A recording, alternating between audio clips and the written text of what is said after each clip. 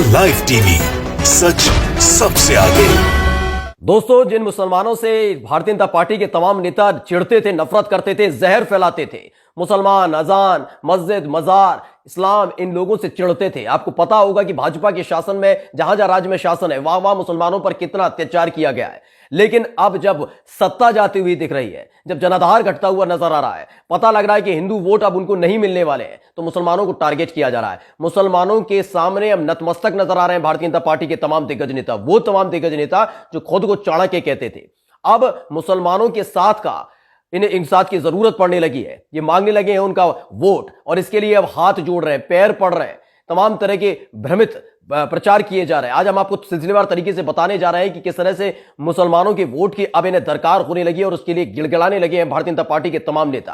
नमस्कार, मैं हूं प्रज्वल गौतम और आप देख रहे हैं द लाइव टीवी। आपको याद ही होगा त्रिपुरा, जहां पर मुस्लिम बस्तियों में घुसकर तमाम लोगों ने, जो बजरंग दल के नेता थे, वीएचपी के नेता थे, उन्होंने किस तरह से गुंडागर्दी की थी, बस्तियां जला दी गई थी, गंदी गंदी अनर्गल बातें की गई थी। त्रिपुरा यानी भाजपा का शासन था।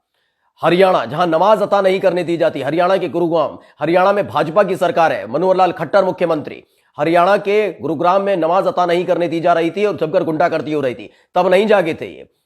उत्तराखंड का हरिद्वार, जहां पर भाजपा की सरकार है, हरिद्वार में मुसलमानों के खिलाफ अनर्गल बातें की गई, नरसंहार का जिक्र किया गया, तब कोई कार्रवाई नहीं की गई, अभी तक कोई कार्रवाई नहीं की गई। वो वसीम रिजवी को गिरफ्तार किया गया, लेकिन कोई बहुत बड़ी कार्रवाई नहीं की गई। उत्तर प्रदेश, जहां अलग अलग जगह मुसलमानों को टारगेट किया जा रहा है, उत्तर प्रदेश में योगी आदित्यनाथ की सरकार है, भाजपा की सरकार है। कर्नाटक चले जाइए, जहां एक इमाम को मस्जिद के अंदर मारने की कोशिश की गई और तमाम अलग अलग तरीके से टारगेट किया जा रहा था मुसलमानों को। लेकिन अब जब वोट खिसकता हुआ इन्हें नजर आ रहा है, तो इन्हें मुसलमानों के वोट की याद आने लगी है, मुसलमानों की याद आने लगी है। यही एक वजह है जिसके चलते आरएसएस ने अब बीड़ा उठाया है।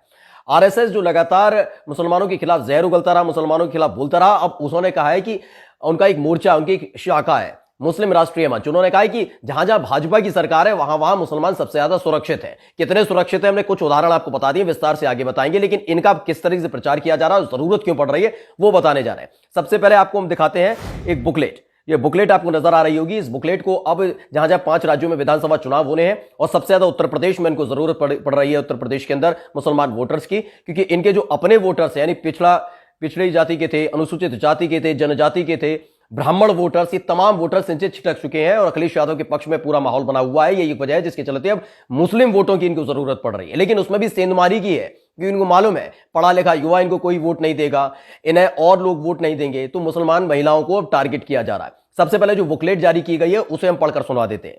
उसमें कहा है कि सबको आजमाया, पिछड़ापन और धोखा खाया, अब की बार भाजपा सरकार। नीचे आपने फोटो देखिएगा, नीचे जो फोटो लगी हुई है उसमें प्रधानमंत्री नरेंद्र मोदी नजर आ रहे हैं, योगी आदित्यनाथ नजर आ रहे हैं, कांधे पर हाथ रखा हुआ है योगी आदित्यनाथ के। अब ये बुकलेट अलग अलग जगह भेजी जा रही है, बताया जा रहा है कि किस तरीके से हमने उद्धार कर दिया। वो बात अलग है कि उद्धार के नाम पर क्या किया, ये सब जानते हैं, किस तरीके से टारगेट किया गया, जहर लगातार उगरा जा रहा था और किसी की तरफ से नहीं। खुद उत्तर प्रदेश के मुखिया जब इस तरह की बातें करते हैं, जब टोपी पहनने से इनकार कर देना, मंदिर और मस्जिद के बीच का अंतर समझा देना, तमाम ये बातें करना, जब ये कहा जाए कि समाजवादी पार्टी तो कह देना कि वो तो मुसलमानों की पार्टी है, अब्बा जान कहना, ये तमाम जब बातें कह रहे थे तब याद नहीं आ रहा था कि मुसलमानों के लिए इन्होंने क्या किया। लेकिन आज इन्हें मुस्लिम वोटर्स की जरूरत पड़ रही है, तो अब किस तरीके से चीजें निकल रहे हैं। एक इन्होंने लिखा है इसमें कि देश में मुसलमानों का मिशन 2022-23। 2022-23 का मतलब आप समझ रहे हैं, 2022-23 का मतलब है उत्तर प्रदेश में चुनाव है 2022 में खत्म हो जाएगा, 2022 से 23 तक का प्लान बना रहे हैं, यानी दोबारा सत्ता में आने के लिए प्रलोभन दिया जा रहा है। खैर, इस बुकलेट का कितना असर होगा उत्तर प्रदेश के मुसलमानों पर, ये तो देखने वाली बात है, क्योंकि उत्तर प्रदेश का मुसलमान अब समझ चुका है कि किस तरह की भाषा शैली का इस्तेमाल न केवल भारतीय जनता पार्टी के अलग अलग नेताओं ने किया, बल्कि साथ ही खुद उत्तर प्रदेश के मुखिया लगातार इस बात का जिक्र करते रहे हैं कि वो बजरंगबली, जय श्री राम का नारा, टोपी नहीं पहनूंगा, अब्बा जान कहना, निशाना साधना, ये तमाम बातें वो करते रहे, जिससे उनकी मंशा साफ जाहिर हो चुकी है। कितना विश्वास करेगा ये समझ सकते हैं। फिलहाल आपको बताएंगे न्यूज 24 ने जो खबर छापी है उसमें लिखा है कि बीजेपी के पक्ष में आरएसएस की मुहिम, वोट जुटाने उतरा मुस्लिम राष्ट्रीय मंच। राष्ट्रीय मुस्लिम मंच यूपी में डोर टू डोर जाकर इसी बुकलेट के जरिए करेगा प्रचार। बुकलेट में लिखा है 3 तलाक पर कानून बनाकर मुस्लिम महिलाओं को दिलाई आजादी, यानी मुस्लिम महिलाओं को अब टारगेट किया जा रहा है, जिससे उनकी आबादी जो मुस्लिम महिलाएं वो इनको वोट कास्ट करें। ये इनका एक नई नीति अपनाई गई। वो बात अलग है कि मुसलमानों के खिलाफ ही जहर उगलते हैं, मुस्लिम महिलाओं के बारे में गंदी गंदी बातें इन्हीं के सांसदों ने, इन्हीं के नेताओं ने, इन्हीं के कार्यकर्ताओं ने, इन्हीं के विधायकों के द्वारा कही गई हैं, वो भुला दी गई हैं इस वक्त। आगे TV9 उत्तर प्रदेश ने भी लिखा है कि मुस्लिम मंच ने बीजेपी को वोट देने की अपील की है। राष्ट्रीय मुस्लिम मंच ने मुस्लिम मतदाताओं के लिए तैयार किया निवेदन पत्र। मुस्लिम मतदाताओं के लिए निवेदन पत्र तैयार किया गया है। एक एनडीटीवी की खबर पढ़कर सुना देते हैं, वो सबसे दिलचस्प होगी क्योंकि उसी से कहानी बनती है कि आखिर आप ये बात जब बोलते हैं तो त्रिपुरा कैसे भूल सकते हैं, उत्तर प्रदेश कैसे भूल सकते हैं, उत्तराखंड कैसे भूल सकते हैं, हरियाणा और कर्नाटक को कैसे भूल सकते हैं, जब मुसलमानों पर अत्याचार हो रहा था और आप चुप्पी मारकर बैठे हुए थे। और वरदहस्ती किसे दे रहे थे? जो लगातार मुसलमानों के खिलाफ न केवल गंदी और अनर्गल बातें कर रहे थे बल्कि मारपीट कर रहे थे, बस्तियां जला रहे थे। सबसे पहले जो एनडीटीवी ने लिखा है उसको पढ़ दें। भाजपा शासन में मुसलमान सबसे अधिक सुरक्षित और खुश, यह कहना है मुस्लिम राष्ट्रीय मंच का। यानी मुस्लिम राष्ट्रीय मंच जो आरएसएस की एक शाखा है, वो कितना मुस्लिम हितैषी आप समझ सकते हैं, जो सच बोलने की हिम्मत नहीं कर पाता। हम ये सच बोलने की हिम्मत की बात क्यों कह रहे हैं? क्योंकि आरएसएस का एक और मोर्चा है जो किसानों के लिए बनाया गया है, लेकिन जब किसान आंदोलन चल रहा था वो कहीं नजर नहीं आया था। वो तब भी भाजपा के गुण गा रहा था, उनका बखान कर रहा था। तो आप समझ सकते हैं, जिस किसान बिल को लेकर लगातार किसान आंदोलित थे, उसको लेकर वो किसान मोर्चा आरएसएस का शांत था। और बाद में जब चुनाव का टाइम करीब आया तो आखिरकार वो कृषि के बिल वापस लेना पड़ा, यानी वो किसान मोर्चा कहीं नजर नहीं आया। तो ऐसे ही एक मोर्चा है राष्ट्रीय मुस्लिम मंच, जो आरएसएस का ही मोर्चा है। अब वो कितना सक्रिय है मुसलमानों को लेकर आप समझ सकते हैं। जब त्रिपुरा में बस्तियां जलाई जा रही थी तब नजर नहीं आ रहा था, तब कहीं नजर नहीं आया था राष्ट्रीय मुस्लिम मंच। जब उत्तर प्रदेश में लगातार मुसलमानों को टारगेट किया जा रहा था तब कहीं नजर नहीं आया।